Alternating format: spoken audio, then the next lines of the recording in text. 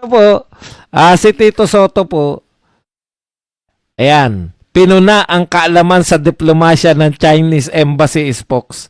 Alam niyo po, bilib na bilib ako rito kay Tito Soto. Lahat pinupuna eh. Pinupuna niya yung mga tao na ang trabaho ay talagang yung ayon sa kanilang trabaho. Okay lang sana kung embassy lang yung pinuna niya. Di ba? Alam mo, Tito Sen, hindi ka ilalagay sa embassy kung wala kang background. No? Ang dami pong tao sa China. Napakaraming tao sa China.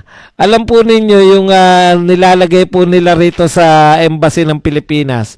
Importante po dahil ito pong embassy natin o ang Pilipinas po ay ano nila to eh, talagang malaki yung malaking bagay sa China na mawin nila yung Pilipinas kasi nga strategic. Tayo lang po, tayo lang yung bansa dito sa Southeast Asia na medyo kontra sa kanila. Di ba? Lahat ka-partner nila, trade partner, tourism partner, etc. etc. Lalo na sa trade, no? Marami pong bansa, lahat ng bansa sa Southeast Asia, maliban sa Pilipinas, pangunahing trade partner itong China. Kung tutusin mo rin eh, wala naman tayong ibang malaking trade partner kundi China rin eh. Okay, pero patuloy pa rin po sa pakikipagbardagulan itong ating Senate President. Dito po, ang problema nito ni Tito Soto, pinupunan niya yung mga tao sa trabaho nila. Kita mo to, Tito Soto, pinuna ang kalaman sa diplomasya ng Chinese Embassy spokes.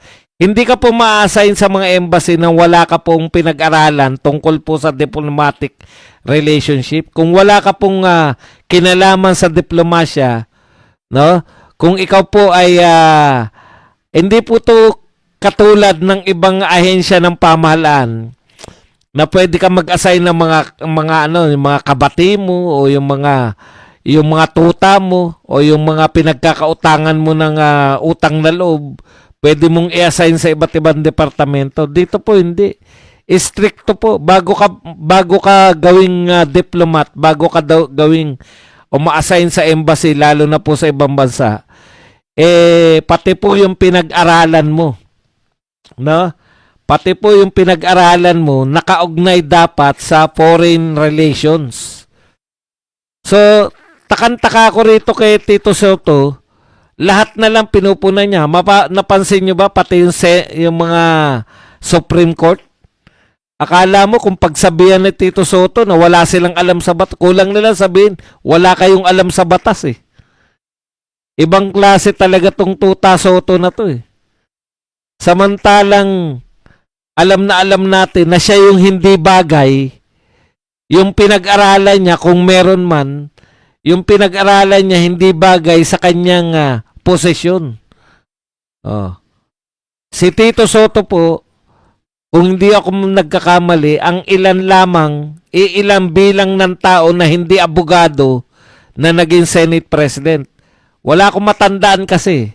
Kaya lang, baka merong mga Senate President na hindi abogado nung nagdaang panahon. Yun, si Mig Zubiri, pareho sila. Yung pinalitan niya. Hindi, si Chis Escudero pala. Bibihira po ang hindi abogado sa mga naging Senate President. Isa na si Tito Soto doon. Kung makapuna ng mga qualified, doon pa lang yan, sa aral pa lang. Kaya makikita nyo po little learning is dangerous. Di ba? May kasabihan tayong ganyan. Yung konti lang kaalaman ay napakadelikado po. Dahil pag konti na lang alam mo, yun nga yun eh. Dahil konti lang ang alam mo, yun lang yung tama. Dahil hindi mo pa alam yung mga iba eh. At binigyan ka pa ng mataas na posisyon, talagang napakadelikado.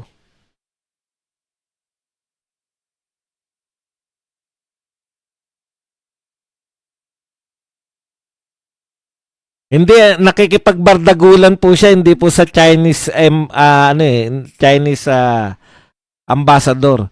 Nakikipagbardagulan ngayon si sa Chinese spokesperson. Imaginein mo, Chinese embassy spokesperson lang ang katapat mo. Senate President ka ng Pilipinas. Pangatlo ka sa pinakamataas. Tanong ko sa'yo, pang-ilan sa pinakamataas na posisyon yung spokesperson? Putya, baka yun sa Chinese embassy pa lang. Marami pang pinakamataas dyan, di ba? Ambassador. O meron pang mga kung ano-ano. Ikaw, pangatlo ka sa pinakamataas, nakikipagbardagulang ka.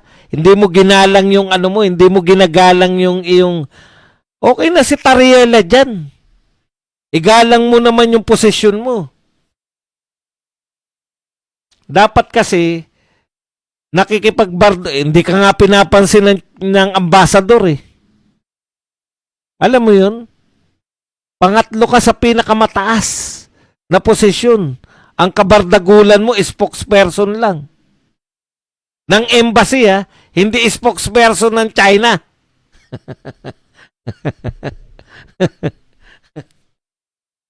yan yung problema yung walang decorum. Kasi kaya walang decorum dahil kulang sa edukasyon, kulang sa kaalaman yung Senate President. Oh. Natural magre-react dahil gumawa kayo na resolusyon. Yan yung problema sa pagiging Senate President mo. Hinahayaan mo yung mga katulad mong nila Kiko Pangilinan. Kay Alan Cayetano lang, hindi nyo na kayang sagutin eh. Sumuko na si Kiko Pangilinan. Tinuloy nyo pa rin. Natural magagalit yung China. Alam nga namang hindi magalit yun. Gumawa kayo na resolusyon na kinukundinan ninyo yung sinasabi ng kanilang embassy official. Tandaan nyo, representative yan ng Chinese president. Yung ambassador nila, yan po ang nagre-representa dahil hindi naman kayang pumunta ni Xi Jinping sa lahat ng bansa eh. Hindi po aakto ang ambassador nang walang basbas ni Xi Jinping. Ang pakikipag-usap nyo, pakikipag-deal ninyo sa Chinese embassy ay pakikipag-deal nyo kay Xi Jinping. Pinaalalahanan na kayo ni Alan Cayetano, hindi nyo maintindihan. Wala kayo sa decorum kasi ang kaisa-isang opisyal na may kapangyarihan na makipag-deal sa foreign relation, presidente ng Pilipinas. Paano nakikipag-deal yung presidente ng Pilipinas? Makamayan lang si Xi Jinping. Very willing siya na labagin lahat ng protocol. Maipakita niya lang na nakikipagkaibigan siya sa China. Di mo ba naiintindihan yun, Tito Son? 2000? Mahirap ka talaga makaintindi. Diyan po ang sinasabi natin, no? Pasensya na po sa mga hindi ko po kayo kinakantyawan.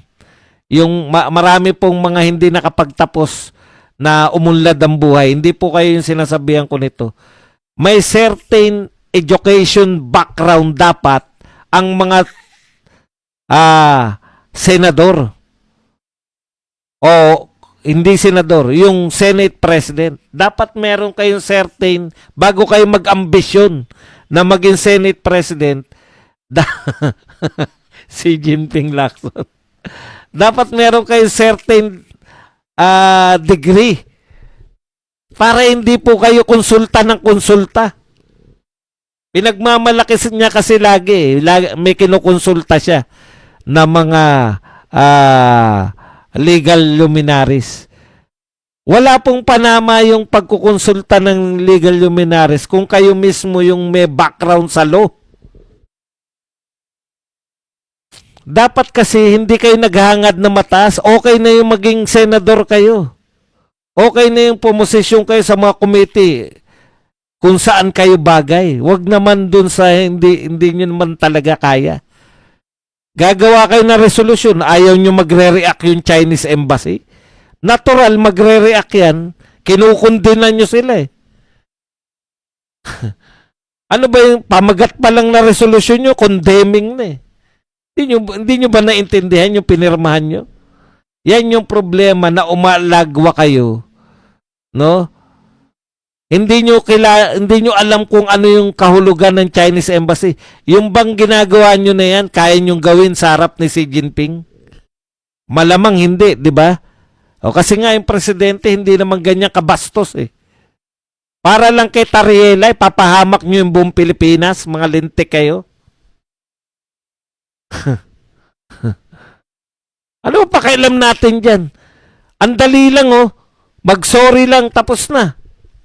O kaya wala kaming pakialam, pero gumawa pa kayo ng resolution talaga.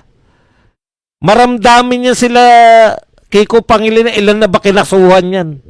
Dahil lang sa kung saan. Pati mga showbiz reporter, kinakasuhan yan tao na yan.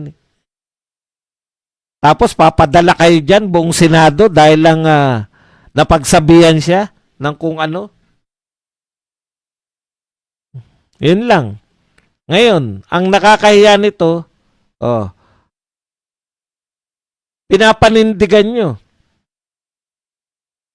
Ito simula niyan. Binigyan din ni Senate President na kaunti ang alam sa diplomasya ng tagapagsalita ng Chinese Embassy matapos nitong tawaging political stunt ang Senate Resolution number 256 na nagtatanggol sa soberenya ng Pilipinas sa West Philippine Sea. Talaga namang political stunt yan eh. Dahil wala namang, ano ba po silbi ng resolution? Hindi po ba pakitang ano lang po yan? Yung nag-resolution kayo para supportahan si Tatay Digong sa pagkakakulong niya sa dahig. Naniniwala ba kayo na yun ay dapat? Naniniwala ba kayo na yun ay bibigyan pansin ng ICC? Hindi naman eh. Ano lang yun? Pagpapakita lang yun na kayo po ay sumusuporta na hindi dapat maganap yun kay Tatay Digong. Ganun lang din to. Bakit sa tingin nyo may bigat yung resolution nyo? Nung sinabihan kayo ng aktualidad, yan ay political stunt lang. Nagagalit-galitan kayo. Totoo namang political stunt lang yan. Ano ba tawag nyo dyan? Yung mga resolution po na ganyan, talagang pagpapakita lang po politically. Tama naman yun yung Chinese Embassy ron.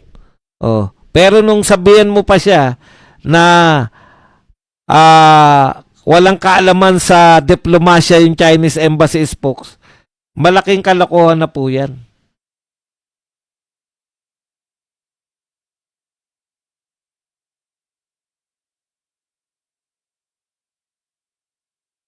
Dapat kasi hayaan nyo na yung DFA.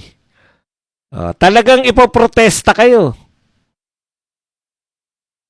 Ito pa sabi ni Soto, parang nais ng tagapagsalita ng Chinese Embassy na patahimikin ng marangal na kapulungan ito.